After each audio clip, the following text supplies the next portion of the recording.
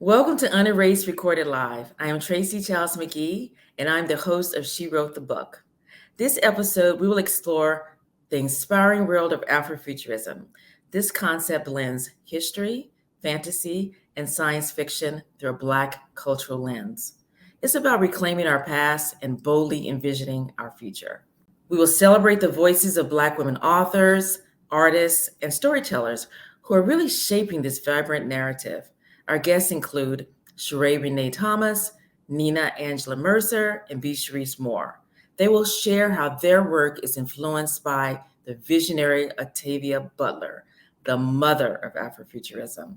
We'll also hear from industry powerhouses Liz Corquet-Lissolier and Jasmine Burney Clark on what Afrofuturism means for Black women today as we stride confidently into the future. And don't miss our visual tribute to Octavia Butler, a legend who literally gave us the blueprint for imagining brighter futures in difficult and challenging times. We have a great show planned for you today, so let's get started.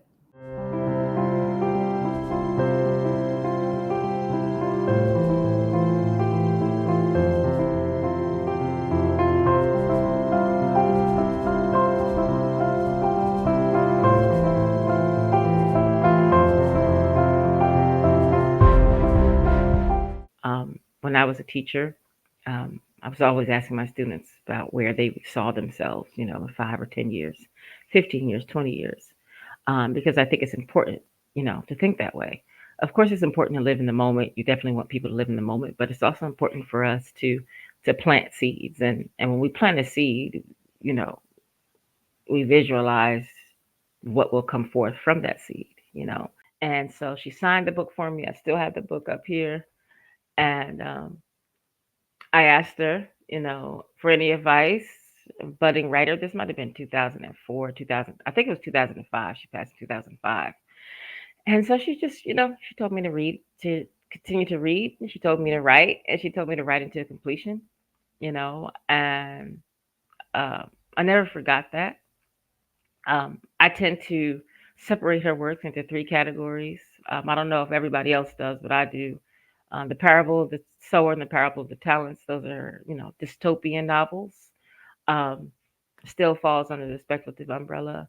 And then her next novels, the Pattern Master series is like her fantasy collection, And then finally, the Exegesis series is her like hard science fiction stuff. And I've always been fascinated with the world she's created.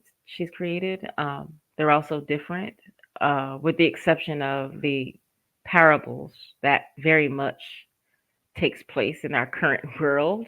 And over the last few years, especially during the pandemic years, I think more and more people began to discover Octavia Butler and how prophetic, her work was. In that particular, those particular novels, they follow the main character who has created her own religion called Earthseed. And she's basically on the run. I won't say on the run, but she's seeking survival and from a crumbling country. And I don't want to sound macabre, but sometimes it feels like we're headed toward that. Especially with what's happening right now in this country and throughout the world.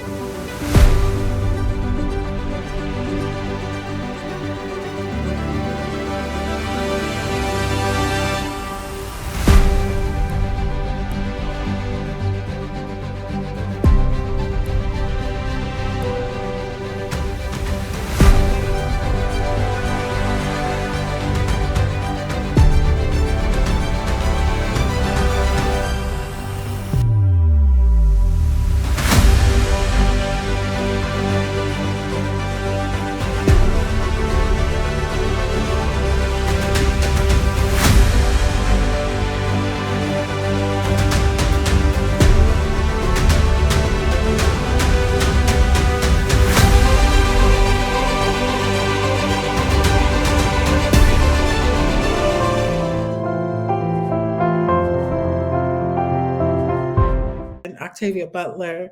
I want to call her the high priestess. Our mother, our foremother of Afrofuturism, has been a powerfully dynamic influence on me. Also, her essay, Positive Obsession, I come back to often, because of how it encourages us to keep writing and to claim that space. Harriet Tubman was an Afrofuturist Black woman. Sojourner Truth was an Afrofuturist Black woman. My matriarchs, the mothers of my family were Afrofuturist Black women because they got up every morning despite all of the challenges and chose to keep going and fed their families and fought for their families. And that sounds really good, Zora Neale Hurston was an Afrofuturist. And, in music, we can think about from Grace Jones and Big Mama Thornton and, Bessie Smith and all these firebrand women, Nona Hendrix to Badu, to Jungle Pussy and No Name and, Janelle Monáe and Beyonce and Solange, to the pop culture stars, to our everyday women that we see in our lives, our sisters. And I can regale us, Alexis Pauline Gumbs, Adrienne Marie Brown, Michaela Harrison. I can just talk about how absolutely phenomenal we are in centering ourselves over and over again throughout the generations. But I cannot ignore that we are constantly under assault, and that has an impact on our bodies, on our minds, on the way that we interact with one another, on the ways that we care for our children and ourselves. I can't deny that, and it's exhausting. It is absolutely exhausting, and I don't want to sugarcoat that. But I do know that despite, or maybe because of that exhaustion, we have an urgent call for ourselves and each other to hold space for one another, to love each other deeply, to be patient with one another, to live by example, but also to be forgiving when we cannot be that example, because how could we always be all of those things? We've got to be able to take care. We've got to value our solitude as much as we value our ability to harness the imagination and experimentation and improvisation and genius that allow us to build into this Black future where we are centered. We got to center ourselves.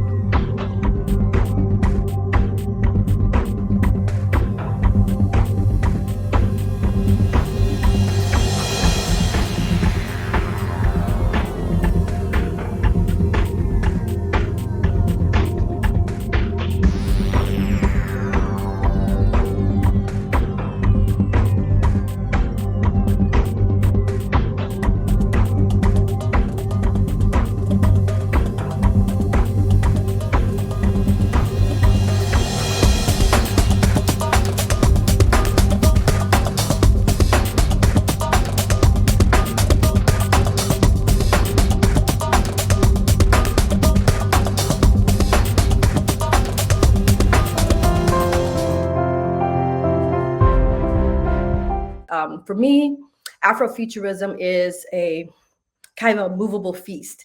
It's a term that has a lot of different meanings for other people, but for me, it is putting Black culture, Black futures, Black history, um, and Black sensibilities, characters, and technology in the stories, in the future, in a way that centers Blackness. And that's not something that we can take for granted in the genre and beyond that. So it's a very exciting world for me. I was fortunate to read Octavia Butler's work at a very important part of my young life. I was in college and I was taking a slavery and literature course. And it was the first time I even realized that a Black woman had written science fiction. And she had written in such a way in which she centered the woman character. But Octavia Butler was there at the very beginning, I would say, for me as a reader and a writer. And fortunately, I was able to study with her at Clarion West. As Black women, we are unfortunately accustomed to having our voices not listened to having our experiences kind of being an afterthought, even though everyone seems to feel like they are entitled to our intellectual labor and our work, right? And our time and our focus. But having our contributions to the world around us be highlighted is an important thing because Black women have been at the forefront of so much, particularly in American culture, right? So for me, Afrofuturism is a powerful tool that we can use to basically make us a world, right? To create the kinds of stories, the kinds of narratives that lift us up and that highlight the things that we're facing, that offer some insights on new ways of approaching it, perhaps. You know, you don't always have to reinvent the wheel, but also looks back at the wisdom of the elders in a way that helps us revisit where we are facing now. Hi, I'm Gwen McKinney, and I am Unerased creator and campaign director, and I'm thrilled today to be joined by two of my colleagues, Linda Jackson Leslie, who is the curator and content developer for Unerased Black Women Speak. And we also have Liz Corquet Lasagne, who is the executive director of our media partner, Word in Black. Welcome, ladies. And because this is January and the beginning of the new year, oh, what a wonderful moment. It's big. It's art, it's culture, it's literature, it's magic, it's mysticism, it's technology. It's the past, it's the future. Now, for us, let's make it plain. What does it mean for us now and for today? I'd like to start with Liz, and then Linda, you can chime right in because this is a conversation. Gwen, thank you so much for having me here. It is really wonderful to have this conversation. You know, when I think about Afrofuturism, particularly as we kick off 2024, which is an election year, and I sort of dub it like Black to the future because there's so much that connects the past with the future in our communities. We talk frequently about our ancestors. So when I think at the most fundamental place about Afrofuturism, I think about my grandmother's garden because she had a community garden and she grew everything in that backyard. And that was because of the dystopian world that Black folks have lived in since day one in this country. And she had to put on her futuristic hat and say, I'm going to grow something here in my own yard that we can survive on. And that is, and not just survive on, but thrive on. And so when you think about like over the past, 10 years or so, where you have the mainstream culture being like, ooh, DIY your garden, Black folks have already been doing that. That is our roots, that is our ancestry, and also the future for us. And so I think about, like you said, Afrofuturism is seeing ourselves without the frame of the white gaze. It is seeing ourselves and being able to center ourselves and imagine a future without white people, where we can be authentically Black in all of the ways that that shows up, because there's no one way to be Black. And it is mysticism, it is tech, it is liberation, it is the divine and sacred feminine and the way that that shows up. And it is connecting without space and time.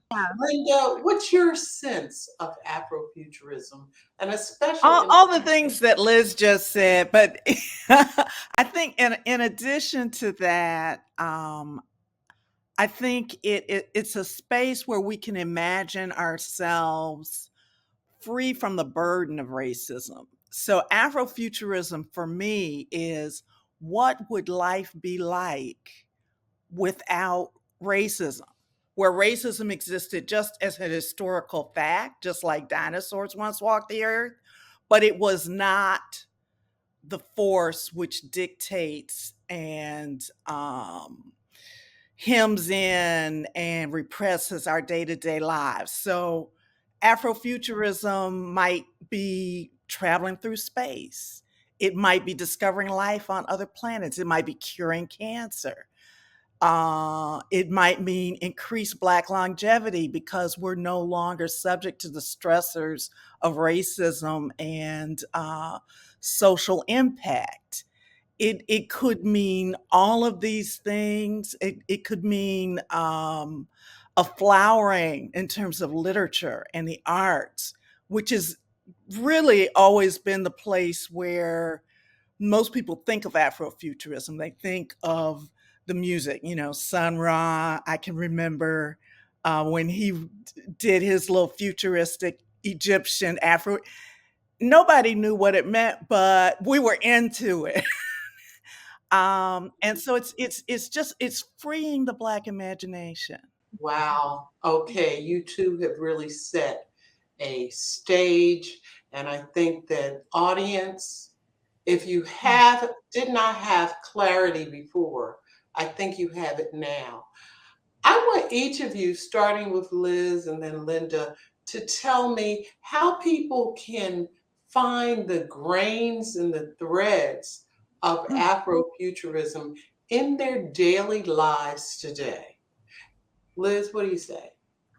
That's a great question. It's interesting because we have such a deep history in this. And, I was thinking about Star Trek and Uhura and how, Dr. King convinced her to stay on the show because he was such a huge fan, and how he said that that was the one show that he and Coretta allowed their children to watch. I didn't know that. Learn something new every day. Wow. Had gotten an opportunity to go onto Broadway, and Gene Roddenberry said, "Oh, there's a fan actually that I really want you to meet," and it turned out to be Dr. King.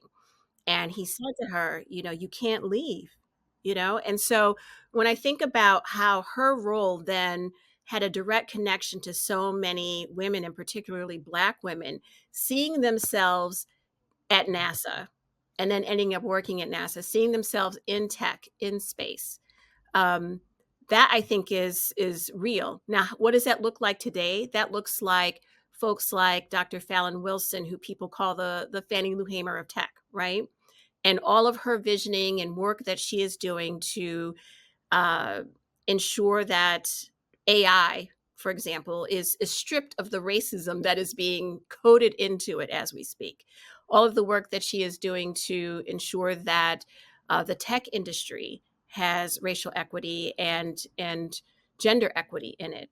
I think of the work that Dr. Ruha Benjamin is doing at Princeton, and her last book, Viral Justice, and all of the examples of people who are putting these seeds of a different future into their communities, whether that is through projects that look at racial weathering and the way that it reduces our lifespan, and how do we counteract that, through nutrition, through safety, all of those sorts of things. But I think that folks sometimes can think, well, is this then just a thing of the ivory tower of folks with PhDs and all of that sort of stuff? But again, it comes back to, if you have, there was a brother that just went viral on social media. He's a black farmer that I think is in Virginia or something like that, and he has an engineering degree and talked about deciding to become a farmer, and then how he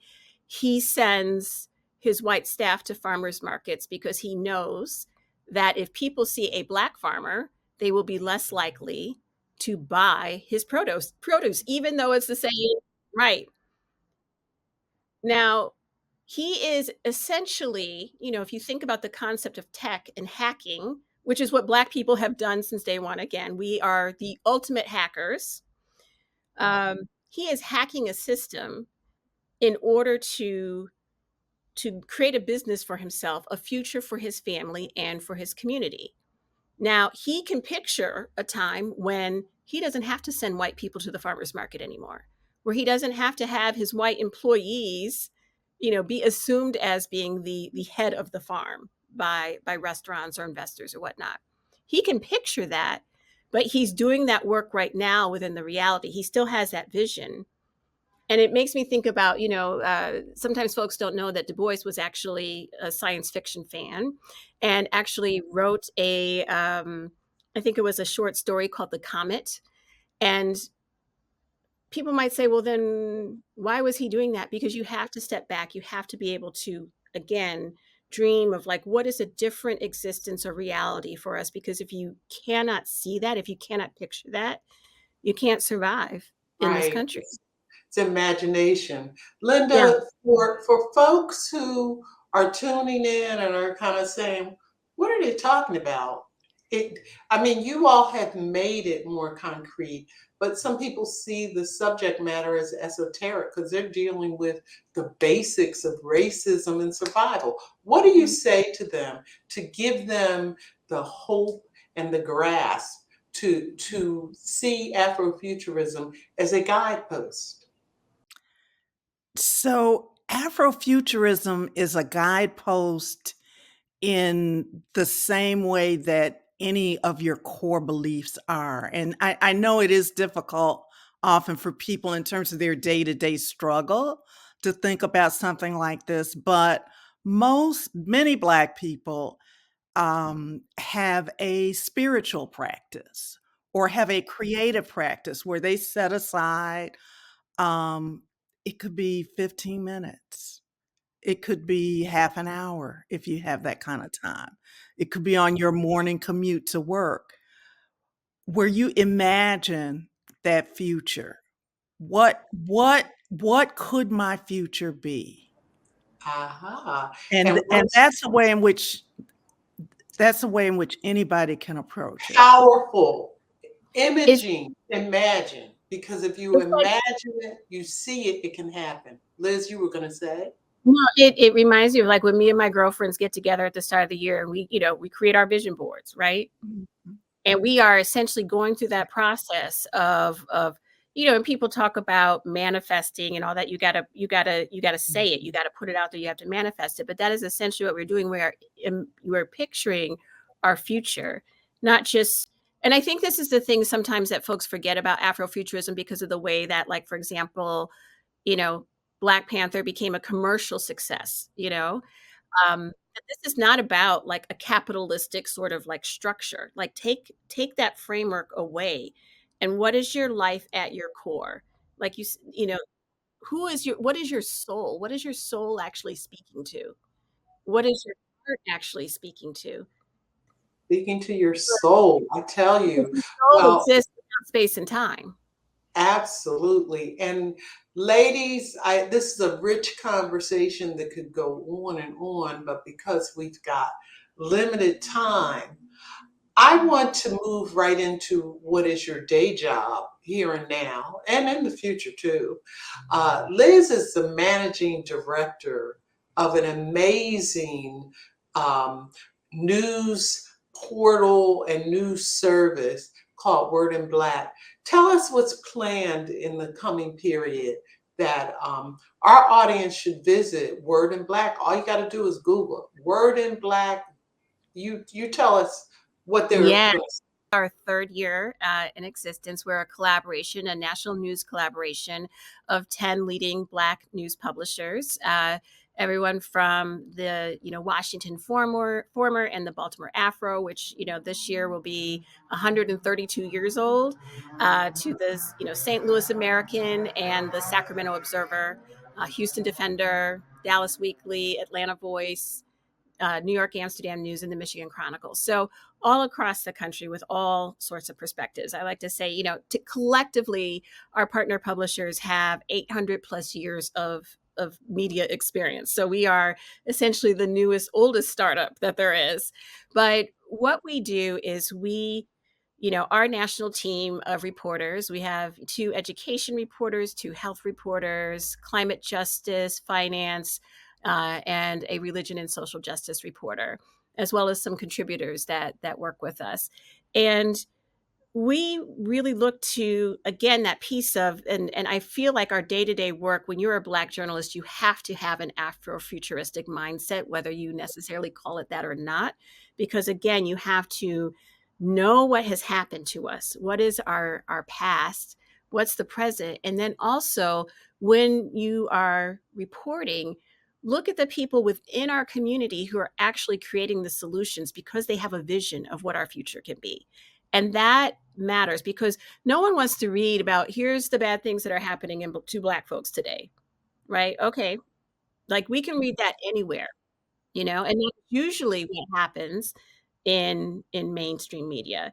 Instead, what we do is we say we're going to confront these racial inequities that we know exist out here, and then talk to the folks who are actually doing something about it. And absolutely. yeah, And because I would say, as a partner, and we are very proud to be a partner with Word in Black, it is a veritable feast of storytelling and snapshots of our lives and of the community across the nation. Linda, in the last 2 minutes we have left, tell us what's planned for Unerased. And by the way, you can visit I mentioned Word in Black, go to it online. Also visit unerasedbws.com online as well. So what's up, Linda? Absolutely. So for January, we're looking at Afrofuturism through several different portals, and we're looking through the eyes of climate justice. We're going to have very compelling commentary from Connie Leeper, who is a climate justice really leader, thinker, writer, activist, advocate from North Carolina. Has been actively engaged in this work for many years. And we're also going to pay tribute to the foremother, many say, of Afrofuturism, Octavia Butler. And we hope you'll check both those features out. Excellent, excellent. And I know that in the coming months, we're looking at Have a Heart, and we're also looking at our history, her story, as we move into Women's History Month in March, right? So I would like to thank both of you for just really opening our eyes and our thinking, whether it's the garden or the ride, the commute to work, how we connect the dots, Black to the future. An audience, we appreciate you because as we close out this segment, Linda mentioned Octavia Butler. I think we will take you home with a voice and vision of the mother of Afrofuturism, Octavia Butler.